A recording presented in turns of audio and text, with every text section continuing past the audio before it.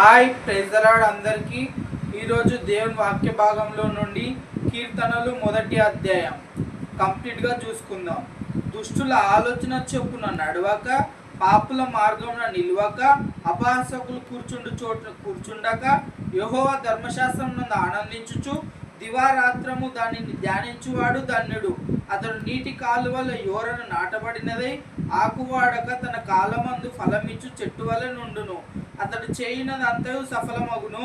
దుష్టుల ఆలోచన నుండక గాలి చెదరగొట్టు పొట్టు వలె నుందురు. కాబట్టి న్యాయ విమర్శలో దుష్టులను, నీతిమంతుల సభలో పాపులను నిలువరు. నీతిమంతుల మార్గం యెహోవాకు తెలియను, దుష్టుల మార్గం నాశనంకి నడుపును. ఫస్ట్ 3 వచనాలేమో ఏమని ఉంటుంది, యెహోవా ధర్మశాస్త్రం ఆనందించవచ్చు, దివారాత్రం దాన్ని ధ్యానించేవాడు ధన్యుడు.